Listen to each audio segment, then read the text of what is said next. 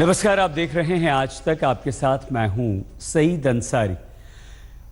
उत्तर प्रदेश के पूर्व मुख्यमंत्री अखिलेश यादव के गोमती रिवर फ्रंट प्रोजेक्ट पर योगी सरकार की नजरें टेढ़ी हो गई। मुख्यमंत्री योगी आदित्यनाथ ने गोमती किनारे अफसरों की बैठक बुलाकर प्रोजेक्ट के भविष्य पर नई गाइडलाइंस जारी कर दी है। योगी ने अफसरों की क्लास भी लगाई और मई तक गोमती को साफ सुथरा करने का टारगेट भी फिक्स कर दिया है।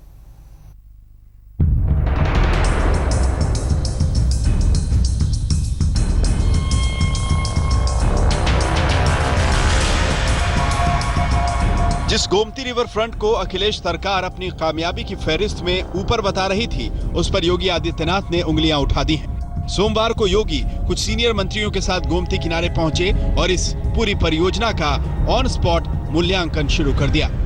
ये नाले गोमती से बाहर हो और गोमती का असली स्वरूप दिखाई दे, ये परियोजना माननीय मुख्यमंत्री जी की बाध्यता है और आवश्यकता है।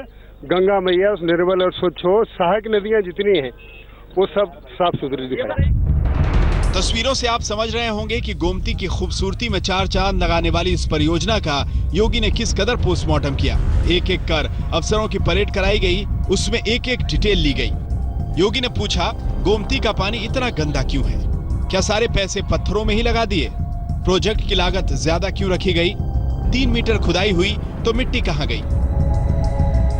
योगी आदित्यनाथ चाहते हैं कि गोमती में गंदे नाले का एक भी बूंद पानी ना गिराया जाए। वो गोमती की सफाई चाहते हैं और साफ सुथरी गोमती की तरह परियोजना के खर्च में भी सफाई चाहते हैं। योगी आदित्यनाथ ने मई तक का वक्त दिया है और परियोजना का एस्टीमेट भी नए सिरे से तैयार करने का निर्देश दिया है। गोमती की काया पलट तो योगी सरकार के एजेंडे में है, लेकिन इस पर अमल का अंदाज शायद अलग होगा। मुख्यमंत्री योगी आदित्यनाथ ने आज गोमती रिवर फ्रंट से जुड़े तमाम अधिकारियों की क्लास लगाई और ये क्लास लगी खुद गोमती नगर रिवर फ्रंट पर। उन्होंने अधिकारियों से पूछा कि सारे पैसे पत्थर में ही क्यों लगा दिए गए, क्यों अभी तक गोमती नदी की सफाई नहीं हुई है। बाकायदा उन्होंने टाइम फ्रेम तय कर दिया है कि मई में किसी भी हालत में मई महीने तक इस पूरी गोमती नदी को साफ हो जाना चाहिए। कैमरामैन हरीश कांडपाल के साथ कुमार अभिषेक, लखनऊ, आज तक। उत्तर प्रदेश में बूचड़खानों पर बैन के खिलाफ कारोबारियों ने मोर्चा खोल दिया है। पूरे उत्तर प्रदेश के मीट दुकानदार हड़ताल पर चले गए हैं और इसका असर मटन चिकन की सप्लाई पर भी पड़ा है। उत्तर प्रदेश में मटन चिकन की कमी हो गई है। अवैध बूचड़खानों पर यूपी की नई नवेली योगी सरकार का ऐसा हंटर चला कि मीट बेचने वालों की शामत आ गई। सरकार के फैसले के खिलाफ मीट बेचने वाले बेमियादी हड़ताल पर चले गए हैं और सड़क पर उतरकर विरोध प्रदर्शन कर रहे हैं। जुल्म ज्यादती बंद की जाए, बंद की जाए, बंद की जाए। करीब करीब पूरे यूपी में मीट बेचने वाली दुकानों के शटर बंद हो गए हैं। दुकानदारों का आरोप है कि अवैध दुकानों की आड़ में लाइसेंसधारी दुकानदारों को भी परेशान किया जा रहा है। अवैध बूचड़खानों पर सरकार की सख्ती के बाद से ही लखनऊ शहर में मीट और मुर्गे की दुकान पर भी लोग नहीं दिखाई दे रहे हैं। ये तमाम जो मीट और मुर्गे की दुकानें हैं, अंडे की दुकानें हैं, ये इस वक्त बंद हैं। लखनऊ में आप देख सकते हैं मीट बाज़ार का हाल क्या है। यहाँ पर कभी बकरे, मुर्गे और बत्तख के गोश्त मिला करते थे, लेकिन ये पूरा का पूरा बाज़ार बंद है। साफ तौर पर एक चीज़ दिखाई दे रहा है कि अवैध बूचड़खानों के नाम पर एक दहशत उन व्यापारियों में ज़रूर है जो छोटे दुकानदार हैं, जो छोटे मीट का कारोबार करते हैं, खासकर बकरों और मुर्गों का। बड़े का मीट बेचते हैं, यही पुलिस वाले बंद करा रहे हैं। को पुलिस वाले बंद करा रहे हैं, पैसा ले रहे हैं और उसके बाद धमकी दे रहे हैं कि सील्ड कर दिया जाए। पुलिस वाले कुछ ज़बरदस्ती भी कर रहे हैं। कहीं कहीं इन्होंने बहुत ज़बरदस्ती किया है कि लाइसेंस होते हुए भी लोगों को बंद कराया है। लेकिन सरकार सफाई दे रही है कि सिर्फ अवैध बूचड़खानों पर कार्रवाई की जा रही है। जिनकी दुकानें वैध हैं, उन्हें घबराने की जरूरत नहीं। ये जो कार्रवाई है वो अवैध बूचड़खानों के ऊपर ही है। अवैध जिनके पास लाइसेंस है उनको डरने की आवश्यकता नहीं है। बूचड़खानों पर पाबंदी के चलते सूबे में चिकन के दाम बेतहाशा बढ़ गए हैं, जिसके चलते ग्राहकों ने चिकन से भी दूरी बना ली है। इसी के चलते चिकन दुकानदार भी हड़ताल में शामिल हो गए हैं। लखनऊ में कुमार अभिषेक के साथ आज तक ब्यूरो। एयर इंडिया के विमान में बदसलूकी करने वाले सांसद की अब शिवसेना पुरजोर बचाव के लिए मैदान में उतर पड़ी है। शिवसेना ने संसद में भी यह मामला उठाया और एयर इंडिया पर दादागिरी करने का आरोप लगाया।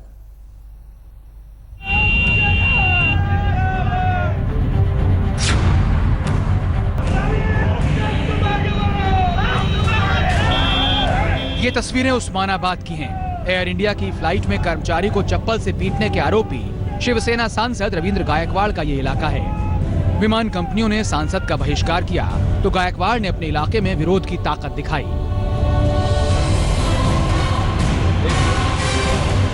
लेकिन चप्पल मार सांसद की हौसला अफजाई की तस्वीरें तो संसद से आईं। इस मामले में पहले शिवसेना ने गायकवाड़ का विरोध किया था। उद्धव ठाकरे भी उनसे नाराज बताए जा रहे थे, लेकिन अब नाराजगी समर्थन में बदल चुकी है। दिल्ली में आम आदमी पार्टी को तगड़ा झटका लगा है। पार्टी का एक विधायक बीजेपी में शामिल हो गया। कुछ और विधायक भी बीजेपी में शामिल होने की तैयारी कर रहे हैं, इस तरह की भी खबर है। एमसीडी चुनाव से ठीक पहले ये आम आदमी पार्टी में तोड़-फोड़ की पहली तस्वीर है। केजरीवाल के विधायक ने पार्टी से किनारा कर लिया, बीजेपी को गले लगा लिया और पार्टी छोड़ते छोड़ते केजरीवाल पर संगीन आरोप भी चस्पा कर दिया। क्या कह सकते हैं, बड़े आदमी हैं, क्या कर सकते हैं। तो किस बात नाराजगी, किस बात को लेकर? मेरी कोई नाराजगी, मेरी एक ही नाराजगी है, अपने आकांक्षाओं पर खरे नहीं उतरे, पब्लिक की सेवा नहीं कर पाए, पब्लिक के मुद्दे पूरे कर नहीं पाए। कहते हैं कि भ्रष्टाचार खत्म हुआ है, क्या नहीं हुआ? कुछ भी नहीं हुआ है, कहीं भी नहीं हुआ। वेद प्रकाश दिल्ली के बवाना से विधायक हैं। 50,000 की बड़ी लीड से चुनाव जीते थे। दिल्ली खादी ग्रामोद्योग के उपाध्यक्ष का जिम्मा भी इनके पास था। लेकिन केजरीवाल के लिए ऐसी कुछ और मुसीबतें रास्ता देख रही हैं। कुछ और विधायक बगावत की राह पर निकलने को तैयार बैठे हैं। 6-7 लोग मेरे संपर्क में हैं और ये बातचीत सब में है कि इस पार्टी का जो रवैया है वो नहीं रहा जो चुनाव के समय बोल कर आए थे, और जो है इस पार्टी में रहे तो दोबारा कभी विधायक नहीं बनेंगे। पार्टी में फूट के इस झटके को आम आदमी पार्टी ने बीजेपी की साजिश बताया है। पार्टी को भरोसा है कि बीजेपी तोड़-फोड़ में जितनी ताकत लगाएगी, आम आदमी पार्टी उतनी ही मजबूत होगी। अगर बीजेपी आम आदमी पार्टी को तोड़ने की कोशिश करेगी, आम आदमी पार्टी को कमजोर करने की कोशिश करेगी, अरविंद केजरीवाल जी को कमजोर करने की कोशिश करेगी, तो जनता और मजबूती के साथ आम आदमी पार्टी के साथ खड़ी होगी। ये सियासत का तकाजा है कि संजय सिंह को तोड़-फोड़ में भी ताकतवर होने की संभावना दिख रही है, लेकिन गिरेबा में झांकने की जरूरत तो आम आदमी पार्टी को भी है। पंकज जैन के साथ कपिल शर्मा, दिल्ली आज तक। जम्मू कश्मीर के कुलगाम में पुलिस को बड़ी कामयाबी मिली है। पुलिस ने हिजबुल के 9 आतंकवादियों को गिरफ्तार कर एक बड़ी साजिश का पर्दाफाश किया है।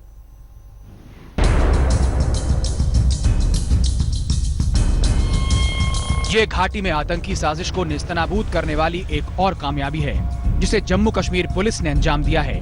कुलगाम से गिरफ्तार ये हिजबुल के वो आतंकी हैं जो स्थानीय चुनाव के दौरान बड़ी साजिश करने वाले थे। 6 लोग अरेस्ट हो चुके हैं और भी कई अरेस्ट बाकी है। जब इस मॉडल को हमने अच्छी तरह से समझा है तो इससे पता चलता है कि इनका मकसद इलेक्शन को मद्देनज़र सिक्योरिटी पर्सनल को टारगेट करना, उनको किल करना और यहाँ पे हालात को ख़राब करना था। कुलगाम में पुलिस ने हिजबुल के रिक्रूटमेंट यूनिट को धर दबोचा। ये वो यूनिट है जिसका काम नौजवानों को बहला फुसला कर आतंकवाद की धारा में लाना था। इनके पास से बड़ी मात्रा में हथियार भी बरामद हुए हैं। इस केस में एक जुबैर अहमद बदर नामी मिलिटेंट जो कि नई बस्ती कैमू का रहने वाला है, उसको अरेस्ट किया है और उसके पोजीशन से एक पिस्टल, 3 लाइव राउंड्स और 2 AK magazines along with pouch हमने बरामद की। पुलिस के मुताबिक आतंकियों से बरामद ये वो हथियार हैं जो बुरहान वानी के एनकाउंटर के बाद उग्र भीड़ ने पुलिस वालों से छीने थे। इन हथियारों का इस्तेमाल सेना और पुलिस के खिलाफ होना था, लेकिन अब इन आतंकियों के बुरे दिन शुरू हो गए हैं। अशरफ वानी, कुलगाम, आज तक। इस बुलेटिन में फिलहाल इतना ही।